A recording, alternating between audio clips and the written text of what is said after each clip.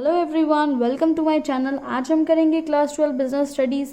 Chapter हमारा चल रहा है बिजनेस फाइनेंस। उसका टॉपिक आज हम करेंगे फाइनेंशियल डिसीजंस। ठीक है, और उसका फर्स्ट जो है डिसीजन कवर करेंगे हम इन्वेस्टमेंट डिसीजन। तो देखते हैं सबसे पहले फाइनेंशियल डिसीजन क्या होता है। It means the selection of best financing alternative. इसका क्या मतलब है कि बेस्ट ऑल्टरनेटिव या बेस्ट ऑप्शन चूज करना फाइनेंसिंग का। फाइनेंसिंग मतलब क्या है, जो अपने फर्म में हम पैसा अरेंज करते हैं, कैपिटल लाते हैं, उसका बेस्ट ऑप्शन चूज करना कि भाई पैसा कहाँ से आएगा। और बेस्ट इन्वेस्टमेंट ऑल्टरनेटिव से इधर मतलब है कि जो पैसा आया है उसको इन्वेस्ट कहाँ करना है, वो बेस्ट ऑप्शन चूज करना होता है आपका फाइनेंशियल डिसीजन। सो 3 टाइप के डिसीजंस हैं। सबसे पहला डिसीजन आज हम करेंगे इन्वेस्टमेंट डिसीजन। वीडियो इसी के बारे में करेंगे। अ फर्म्स रिसोर्सेज आर स्कार्स। सबको पता है भाई, फर्म के पास जो रिसोर्सेज हैं, पैसा है, वो स्कार्स है, कम है। हर फर्म के पास पैसा कम होता है, किसके पास अंधाधुंध पैसा होता है। Comparison to the uses in which they can be put. Uses बहुत सारे हैं। मशीन्स में इन्वेस्ट कर दो, मॉडर्नाइज कर दो, ठीक है, अपनी मशीन को, और लैंड खरीद लो, ठीक है, या रॉ मटेरियल ज़्यादा खरीद लो। कहीं पे भी इन्वेस्ट कर सकते हैं। पैसे का क्या है, कहीं पे भी लगा दो, कहीं पे भी खर्च कर दो, है ना। A firm therefore has to choose where to invest these resources. Firm को चूज करना पड़ता है, क्योंकि रिसोर्सेज थोड़े हैं तो उसको डिसाइड करना पड़ता है भाई पैसा कहाँ लगाऊं, कहाँ इन्वेस्ट करूँ और कहाँ ना करूँ, so that they are able to earn the highest possible return for the investors. क्यों डिसाइड करना पड़ता है, क्योंकि वो क्या चाहते हैं कि उन्हें हाईएस्ट रिटर्न या ज़्यादा अर्निंग, ज़्यादा प्रॉफिट हो, ऐसी जगह पैसा इन्वेस्ट करने की सोचते हैं firms. The investment decision therefore relates to how the firm's funds are invested in different assets.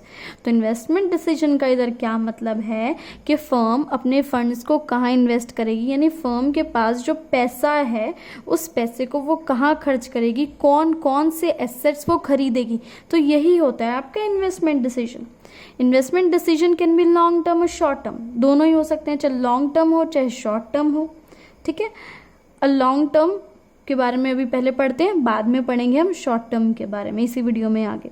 तो लॉन्ग टर्म इन्वेस्टमेंट डिसीजन का एक दूसरा नाम है जिसे हम बोलते हैं कैपिटल बजटिंग डिसीजन।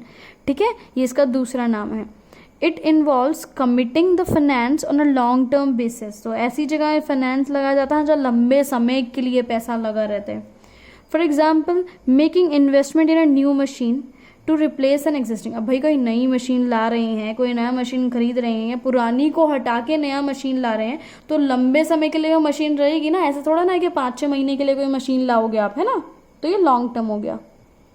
और acquiring a new fixed asset, या कोई नया फिक्स्ड एसेट खरीद रहे हैं आप, कोई बिल्डिंग खरीद रहे हैं, बिल्डिंग को 4 दिन के लिए तो खरीदेंगे नहीं, कई सालों के लिए लॉन्ग टर्म के लिए खरीदेंगे, तो इसमें पैसा लॉन्ग टर्म के लिए इन्वेस्ट किया जाता है। या कोई नई ब्रांच खोल रहे हैं, ये सब हो गए आपके long term decisions. These decisions are very crucial for any business. बहुत ज़्यादा इंपॉर्टेंट होते हैं ये बिजनेस के लिए long term decisions, since they affect it's earning capacity over the long run. क्यों इंपॉर्टेंट होते हैं, क्योंकि इनसे अर्निंग कैपेसिटी पे फ़र्क पड़ता है। क्योंकि अगर आपने अच्छा डिसीजन लिया है तो आपकी अर्निंग कैपेसिटी, आपका प्रॉफिट बढ़ जाएगा। अगर आपने गलती से गलत डिसीजन ले लिया, गलत टाइप की मशीन ले आए, गलत जगह फैक्ट्री लगा दी, तो आपका पैसा जो है उस लॉस हो जाएगा और अर्निंग कैपेसिटी भी कम हो जाएगी। The size of assets, the profitability and the competitiveness are all affected by the capital budgeting decision. ठीक है, आप एसेट्स कितने लेंगे, कितने नहीं लेंगे, कितना क्वांटिटी लेंगे, किस टाइप के मशीन्स लेंगे, आपका प्रॉफिट कम होगा आगे जाके फ्यूचर में, या ज़्यादा आप प्रॉफिट अर्न कर रहे हैं। कॉम्पिटिटिवनेस यानी कंपटीशन दे पा रहे हैं अपने कॉम्पिटिटर्स को, तो ये सभी किससे इफेक्टेड होते हैं, कैपिटल बजटिंग डिसीजन से। क्योंकि भाई उसमें डिसाइड किया जाता है कि कहाँ हमें पैसा इन्वेस्ट करना है ताकि हमें फ्यूचर में अच्छी अर्निंग आए। More over these decisions normally involve huge amounts of investment. और पता है इनमें एक और बात होती है कि भाई ये डिसीजन जो होते हैं इसमें बहुत ज़्यादा अमाउंट, ह्यूज अमाउंट से मतलब है बहुत ज़्यादा अमाउंट में पैसा लगता है।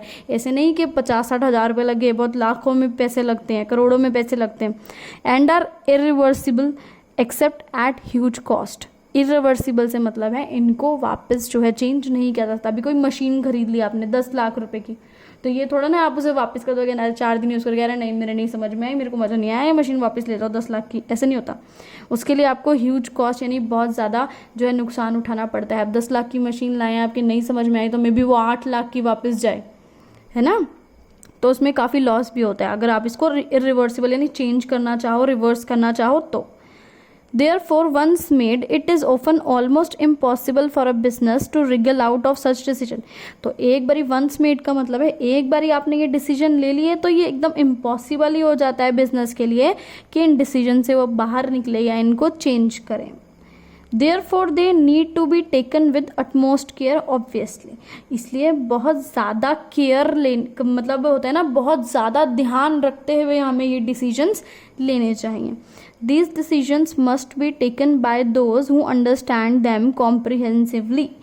ये डिसीजन उन लोगों को लेने चाहिए जो इन सब चीज़ों को बहुत अच्छे से समझते हो, ठीक है। ऐसा नहीं कि कोई भी मैनेजर कहीं का भी उठ के आएगा और उसने बोल दिया ये डिसीजन है, मैं यहाँ पैसा इन्वेस्ट करना चाहता हूँ तो यहाँ कर दो, नहीं, जिसको इसकी समझ है वही उसी को डिसीजन लेना चाहिए। A bad capital budgeting decision normally has the capacity to severely damage the financial fortune of a business.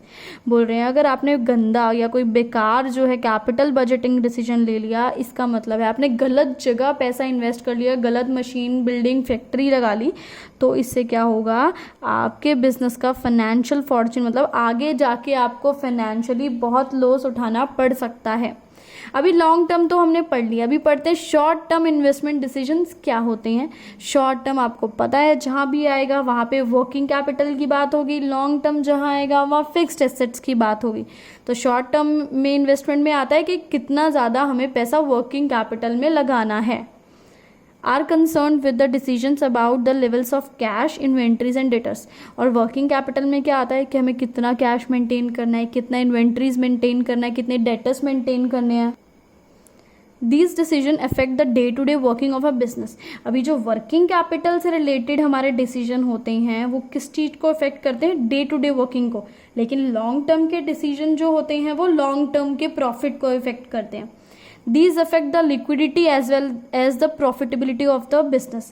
Liquidity को भी इफेक्ट करते हैं, प्रॉफिटेबिलिटी को भी इफेक्ट करते हैं। अभी लिक्विडिटी को कैसे इफेक्ट करते हैं, सपोज हमारे डिसीजन में हमने क्या सोचा कि हम कैश जो है वो कम मेंटेन करेंगे, ठीक है, इन्वेंट्रीज ये सब कम रखेंगे, इतना ज़्यादा स्टॉक नहीं बना के रखेंगे रॉ मटेरियल का, या फिर इतना ज़्यादा जो है कैश हम नहीं मेंटेन करेंगे, तो हमारा लिक्विडिटी जो है वो कम हो जाएगा। लेकिन वहीं हम डिसीजन लेते हैं कि अभी हमें तो कैश बहुत ज़्यादा चाहिए, हम तो कैश ज़्यादा रखेंगे, हम किसी को उधार पे सामान नहीं देंगे, तो क्या होगा, हमारी लिक्विडिटी बढ़ जाएगी।